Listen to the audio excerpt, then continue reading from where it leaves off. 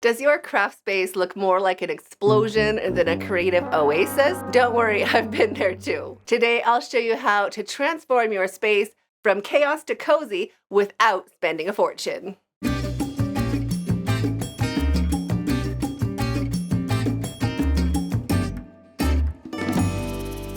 Hi, it's Krista at the Secret Yarnery. Today, I'm going to share with you all my tips and tricks for creating the perfect craft space. No matter how big or small your craft space is, if you have an entire home or just a room or just a rolling cart, you can turn your space into the perfect craft space.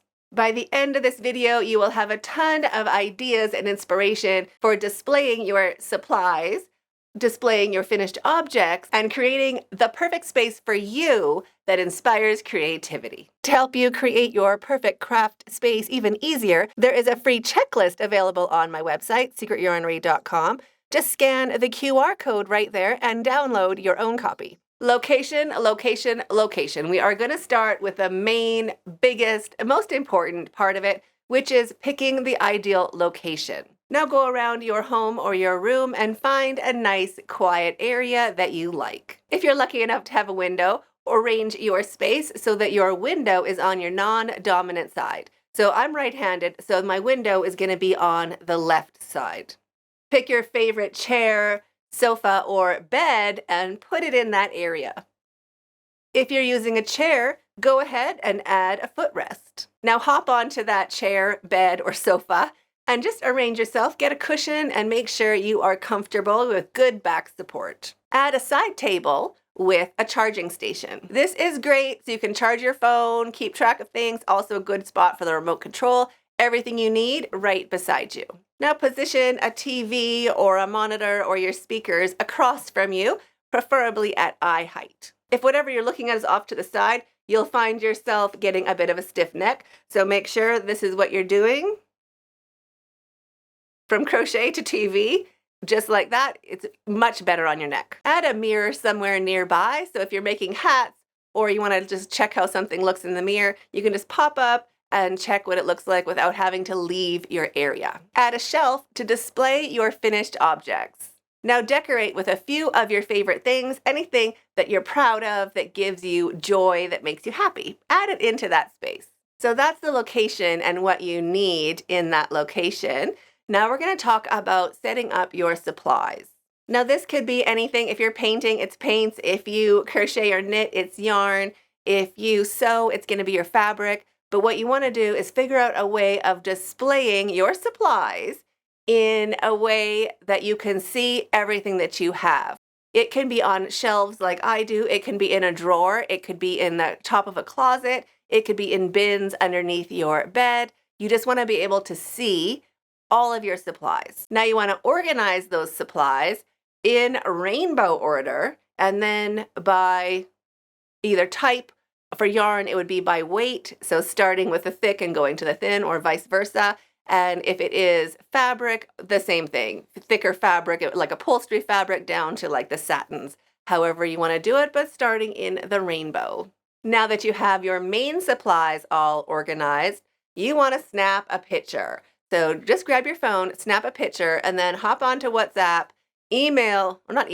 send yourself a message on WhatsApp, and then highlight the picture and press the star. Then whenever you go to WhatsApp, you just press the star again, and all of your favorite things that you have starred show up, so you don't have to dig through everything. It's even easier than Google Photos, because you just go tap, star, boom, there's your picture. And that will help you not make repeat purchases.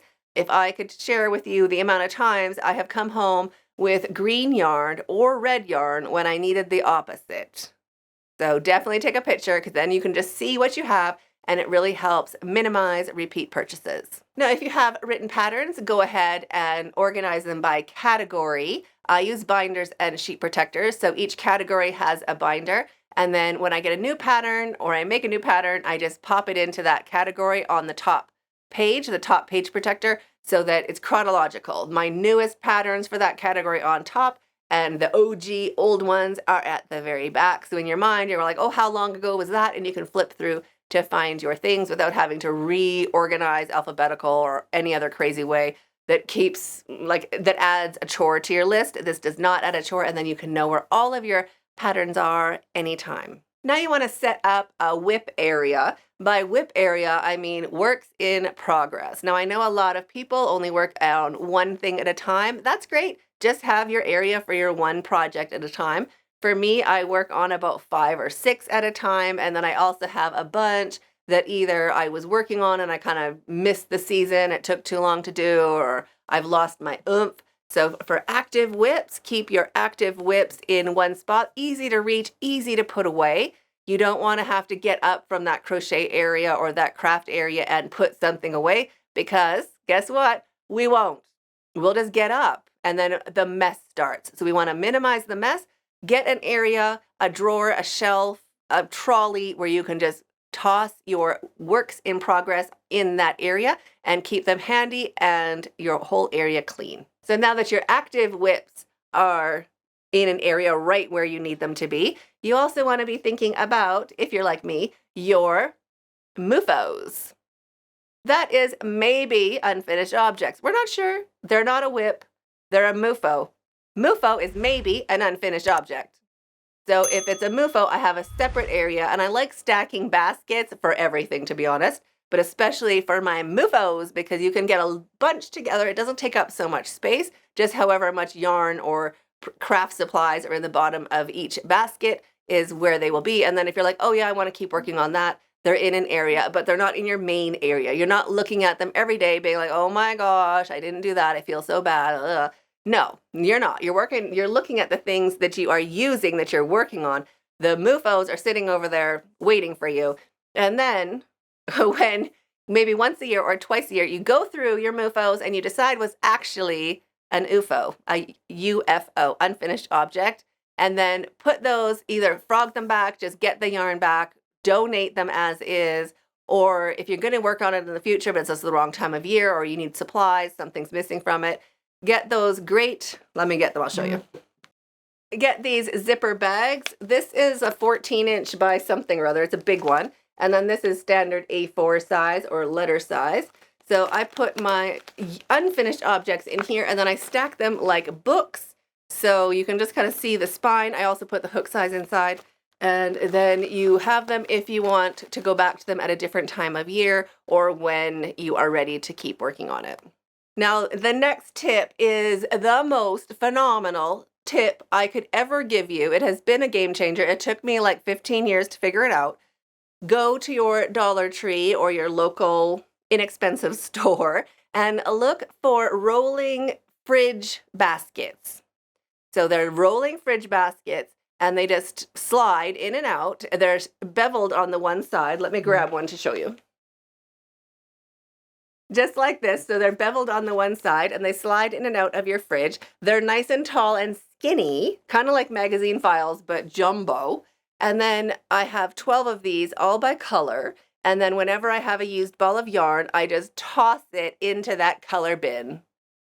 Game changer. When the bin gets full, go ahead, take it to your area in your yarnscape or whatever you have, your fabric scape, and put them away. But you don't have to put away all your yarn. It's not overwhelming. It's like, I'll just put away the pinks, or I'll just put away the greens. So much easier. Then also when you're starting a project, or you want to start a pattern, try a pattern, work on something, and you would know, oh, I want to use pink, I want to use green, or I want to use blue, you can go to that bin, look around for the right weight of yarn, the yarn you want to use, and you don't have to mess up or break open a brand new ball of yarn. Look how many I have. I mean, it's just silly tone. For trying a pattern out, you have lots of scrap yarn waiting for you in a color that you already like because you've already used it. So this, I suggest to you, definitely keep your eye out for fridge bins and grab yourself a dozen. If you're using paintbrushes, scissors, hooks, knitting needles, whatever it is, grab some tins, just recycle some, make a cute cover for them, and just keep your tins handy with your crochet hooks or needles or whatever your supply is handy. So much easier than opening up a case and looking for a certain size. It sounds great. It looks great. Just that extra 20 seconds, it can be a game changer for just not putting your hook away. So try, or your paintbrush, just try to keep things as simple for you to maintain as possible. So recycling some tins from your pantry is a great tip. If you knit or crochet, matching stitch markers that correspond to clover crochet hooks really works. These are linked down below in my Amazon shop, and they are fantastic because they have that brown for the 6 milli. So that is great. You just pop a stitch marker on to your work in progress as you're working on it. And then if you go back to it later, you can look at that stitch marker and be like, oh yeah, that is this corresponding clover size crochet hook. Another thing to do is keep your eye out for manicure scissors. No matter what your hobby is, chances are you are looking always at embroidery scissors, and you will pay a fortune for them. If you look in the makeup section of your local inexpensive store, you can often find, these are those crane ones, the fancy crane ones. They're about $10 a piece, but at my dollar store, they are $2. So you can grab a bunch of them. I got a dozen of them, and then you just keep them handy in a cute little jar. And whenever you find them in your dollar store, buy a lot. These are my favorite. Let me see. I love those. They have not come back in stock. I wish I went back and bought more when they were there. So this is why I'm always looking, because I'm hoping to find these beauties again. Aren't those great? They were like $3. So pretty. And then again, put them in a tin, or I think this is a little candle tea light holder. I just have my scissors inside there. And when I need more, I just load it up. So much easier than fighting over like, where is that one pair of scissors? Another tip is measuring tapes. So measuring tapes, I'm sure we've all seen these kind. They're finicky, they're wavy, they're wobbly. They're good for like if you have to like measure a head or like measure a waist, they're good for sewing and body measurements. But generally, I am a carpenter kind of girl. So keep your eye out for inexpensive measuring tapes. What you want to look for, or what I want to look for, are ones that are both inches and centimeters on the same tape. But if you only do inches or you only do centimeters, it's fine. But lots of patterns are like, it's 6 inches or it's 15 centimeters. And then you can go and it'll work for no matter what. I did buy some recently, and these are cheap. I get them at the hardware store. They're about $1.75, $2 for one. Oh yeah, this is the one I got. I thought it was in the same rack as the other one I bought. The other one has metric and imperial. This one just has metric. So that's not the greatest for me. I'm not a fan of it because I like both metric and imperial. So keep your eye out for cheap measuring tapes so that they're always handy. The joke in my house is if I have to actually take a step to find a measuring tape, there's a problem because I have measuring tapes. Every drawer has a measuring tape. My kids probably have like, I can't even say. They use them as yo-yos. They go like this. Oh, this has been yo-yoed already. I'm going to yo-yo the new one. This is new.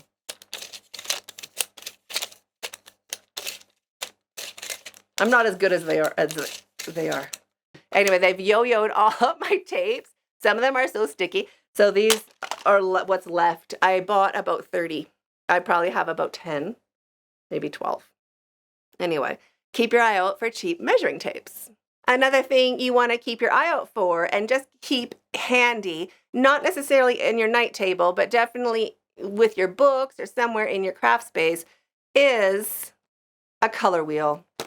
Color wheels will help you find the opposite color. So I'm not going to go into it. I'll do a total different video on it. But if you find, so you have that color yarn, you can go down and be like, oh, it goes good with yellow and it goes good with turquoise and it goes good with this lime. So it can help you match up your yarn or your paint or your fabric and be like, oh, because often we don't really realize what colors go together, so a color wheel really helps. You can even just get a small one. If you have any tips or suggestions for setting up the perfect crafting space, let me know in the comments.